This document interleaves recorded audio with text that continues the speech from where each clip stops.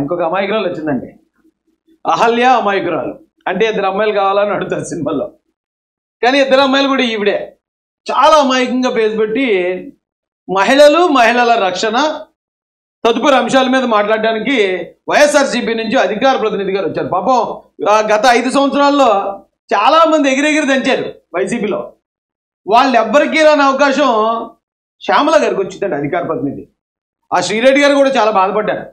ఏంటి నేను ఇన్ని బూతులు మాట్లాడాను, ఇంతమందితో తిట్టించుకున్నాను, నాలో లేనిది ఆ శ్యామల గారిలో ఏముంది అని చెప్పి ఆవిడ వాపోయింది చాలాసార్లు.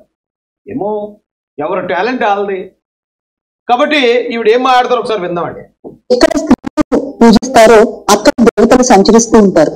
ఎక్కడ స్త్రీలను పూజించరో గౌరవించరో అక్కడ జరిగే సత్కర్మలకు విలువ ఉండదు అంటోంది మన సంస్కృతి. అలాంటిది మన దేశంలో, ముఖ్యంగా మన రాష్ట్రంలో మహిళలకు రక్షణ లేదు. సరే, కనీసం గౌరవం కూడా దక్కట్లేదు. ఈ రోజున నలుగురికి మంచి చెప్పాల్సిన పరిస్థితుల్లో ఉండి కూడా ప్రజాప్రతినిధులు మహిళలకి కనీస గౌరవం ఇవ్వకుండా మాట్లాడుతున్నారు.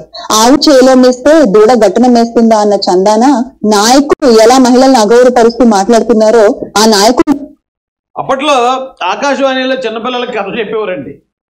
ఆకాశవాణి ఆల్ ఇండియా రేడియో ఉండేది. ఆ రేడియోలో ఇలాంటి వాయిస్ వేసుకుని ఒక లేడీ ఎవరో వచ్చి చిన్నపిల్లలకి కథలు చెప్పేది, చందమామ కథలు. ఇప్పుడు అందరూ ఇలాంటి వాళ్ళని అపాయింట్ చేసుకుంది ఐపాక్ టీము. మీకు మొన్న ఒక అమూల్ బేబీ చెప్పడం మర్చిపోయాను. అమూల్ బేబీ కూడా మన దాని మీద ఏదో కంప్లైంట్ ఇచ్చాడు, యూట్యూబ్ కంప్లైంట్ ఇచ్చాడు. ఆడు అందరి మీద మాట్లాడిచ్చాట. అమూల్ బేబీ కూడా మనం ఏం అనకూడదట. అలా ఉండాలి రాజ్యం. ఒక్క మాట అంటే భరించలేరు, ఒక్క నిజం చెప్తే తట్టుకోలేరు. కానీ వీళ్ళు మాత్రం మొత్తం ఊరందరినీ అతను చంద్రబాబు నాయుడు గారిని, లోకేష్ గారిని పెద్ద పెద్ద మాటలు మాట్లాడతారు వీళ్ళు. ఇప్పుడు చంద్రబాబు కథలు చెప్పడానికి వచ్చారు కదా శ్యామల గారు. ఏం కథ చెప్తామమ్మా చెప్పు. ఎత్ర నార్యంతు పూజ్యంతే రమంతే తత్ర దేవత. మనుషులు కూడా అలాగే ప్రవర్తిస్తున్నారు, అలాగే మాట్లాడుతున్నారు. కారు షెడ్డులో ఉండాలి, ఆడది వంటింట్లో ఉండాలి అంటారు ఒకళ్ళు. మీకు ఎవరమ్మా ఆ పేర్లు కూడా చెప్పే ఎందుకు మొహోటం ఎందుకు? ఇక్కడ దాకా వచ్చాక, ఇక్కడ దాకా వచ్చిన తర్వాత ఇంక మొహోటాలు ఎందుకు? పలానా ఆయన ఇలాగ అన్నాడని చెప్పేయి. జీతాలు ఎందుకు, కట్టిస్తాను, రాత్రంతా సంపాదించుకోండి అంటూ డ్వాక్రా మహిళలను ఉద్దేశించి మాట్లాడతారు ఇంకొకళ్ళు. ఆడవి కనిపిస్తే ముద్దైనా పెట్టాలి, కడుపైనా చేయాలి అంటారు ఇంకొకళ్ళు. అసలు మూడో మాట బాలకృష్ణ గారు అన్నారు. బాలకృష్ణ గారి గురించి అందరికీ తెలిసిందే. ఆయన ఆల్మోస్ట్ ఒక పసి మనసు లాంటిది అయింది. ఆయన ఎవరేమన్నా అని పట్టించుకునే మంచిగా ఎప్పుడో జరిగింది ఇది. ఎప్పుడో ఆయన ఫ్లోలో ఏదో సినిమా ఫంక్షన్లో ఫ్లోలో అన్న మాటని తీసుకొచ్చి రాజకీయంగా ఉపయోగించుకోవటానికి ఇప్పుడు ఈ పేదరాజు పెద్దమ్మ వచ్చేసింది. చందమామ కథల్లో పేదరాజు పెద్దమ్మ ఉంటుంది కదా, ఆ పేదరాజు పెద్దమ్మ ఈ పేదరాజు పెద్దమ్మ. ఇప్పుడు ఈవిడ వచ్చి ఏమంటది, అప్పుడెప్పుడో మాట్లాడిన బాలకృష్ణ గారి డైలాగ్ కూడా మెన్షన్ చేసింది.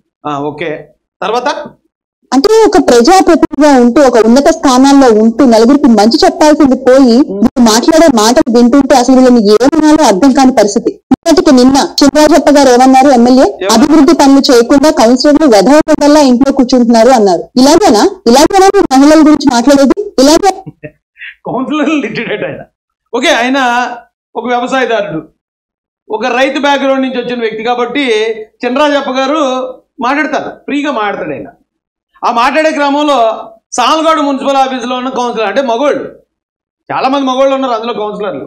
ఈ కౌన్సిలర్లు అందరూ పని చేయకుండా ఇలా కూర్చున్నారు అన్నారట. దానికి మహిళలను అగౌరవపరిచారంటుంది మా పేదరాజు పెద్దమ్మ. పెద్దమ్మ నీకు అర్థం కావట్లేదు, అక్కడ మహిళలను కాదు ఆయన అంట, అక్కడ జెంట్స్ని అన్నాడు. అక్కడ నీకు మహిళలు ఎక్కడి అంటే ఈ వైఎస్ఆర్సీపీ సాల్గోడ మున్సిపల్ కౌన్సిలర్లు అందరూ మహిళలు అంటున్నారు. అంటే నువ్విక్కడ పురుష జాతిని అవమానిస్తున్నావు పెదరాజు పెద్దమ్మ. ఆ కాంటెక్స్ట్ ఏంటో తెలీదు, ఏ మాట మాట్లాడాలో తెలీదు, అసలు ఎందుకు మనం కెమెరా ముందుకు వచ్చామో తెలీదు, ఎవరు కౌంటర్ ఇస్తున్నావో తెలియదు. ఏదోటి వాగేయటమే, చందమామ గారు చెప్పినట్టు ఏదోటి చెప్పేయటమే.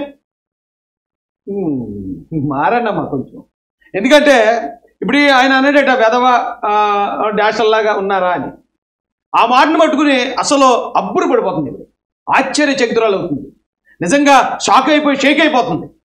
అమ్మా నువ్వు వైసీపీ పార్టీయే కదా, ఆ పార్టీ అధికార ప్రతినిధివి. మీ పార్టీ వాళ్ళ భాష ఎప్పుడైనా విన్నావు నువ్వు? అమ్మ మొగుళ్ళు, లేకపోతే ఆ పుట్టుకలు, ఫలానా వాళ్ళకి ఏళ్ళు పుట్టారు, ఏళ్ళకి ఆళ్ళు పుట్టారు అనే మాటలు, లకారాలు, లేక కొన్ని వినిపించినట్టు ఆ శాంపిల్కి 2 వదులుతానుండు. ఎందుకంటే నీకు కూడా తెలియాలి కదా, నీకు తెలియకుండా ఉండదులే. ఇప్పుడు ఆ కౌన్సిలర్ని ఏదో మాట తిడితేనే నువ్వు మహిళల్ని తిట్టాడు అంటున్నావు. మహిళలకు అగౌరవపరిచేశారు, వెధవ డాష్లు అన్నాడు అని చెప్పి. వాస్తవానికి ఆ పదాన్ని తిట్టుగా కాదు, ఓ పదంగా కూడా వాడతారు. పదంగా కూడా వాడే సంస్కృతి నుంచి వచ్చిన వాళ్ళం మనం. వెధవ డాష్ అనేది ఏంటంటే విధవరాలని అలా మాట్లాడేవారు. అయితే దాన్ని నువ్వు తిట్టు అంటున్నావు. ఇప్పుడు సాక్షాత్తు కాకినాడ మాజీ ఎమ్మెల్యే ద్వారంపూడి చంద్రశేఖర్ రెడ్డి గారు వచ్చారు నీ కళ్ళు తెరిపించడానికి. అక్కడ బీప్ వేశారు, ఆ బీప్లో లకారం ఉంది. లా కొడగా తిట్టాలందట, తిట్టాలని ఉందని తిట్టేశాడు ఆయన. అంటే ఇప్పుడు మహిళలందరినీ లాల్ అన్నాడేనా మరి ఆయన? వైసీపీ ఎమ్మెల్యే అప్పుడు జగన్ గారు, అంటే రెండో జగన్ గారు అనేవారు ఆయన. ఇలాంటివన్నీ నీకు తెలుసు కదా. తెలిసి కూడా ఈ పరమాన్నం డ్రామాలు ఎందుకమ్మా? నువ్వు వండే పరమాన్నం తెల్లారినా కూడా చల్లారే పరిస్థితి లేదు. అలాంటి మాటలు మాట్లాడొద్దు. అలాంటివి మాట్లాడితే చూస్తూ ఊరుకునే కాలం పోయింది. పోన్లే మన శ్యామలా గారే కదా, సరే ఏదోటి అంటే అనుకున్నదిలే అని ఊరుకునే పరిస్థితి లేదమ్మా. వేళ మీరు ఏది చెప్పినా ఖచ్చితంగా తిరిగిస్తాం దాన్ని.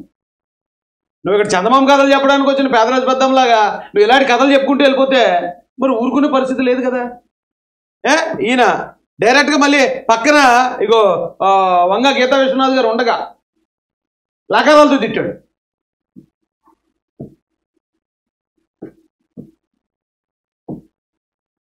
ఈవిడిదే పోస్ట్, అది అధికార ప్రతినిధి, నీకు వచ్చింది. ఏం చేసుకుంటారు? జూన్ 4 తర్వాత చూస్తా, జూన్ 4 తర్వాత చూస్తా. ఇది వైసీపీ పార్టీ సంస్కృతి. నువ్వు ఎక్కడో ఒక మాట, ఒక పెద్ద ఆయన కోపంలో ఎవడో కౌన్సిలర్లని అక్కడున్న మగోళ్ళని తిడితే ఆడవాళ్ళని అవమానించారు అంటున్నావు తల్లి నువ్వు. అరే రే రే రే ఎంత అమాయకురాలు వచ్చావమ్మా నువ్వు. ఎలా బతుకుతావు ఈ పాడు సమాజంలో నువ్వు? ఈ పాడు సమాజంలో నీలాంటి అహల్య అమాయకురాలనే ఆడపిల్ల ఎలా బతుకుతుంది?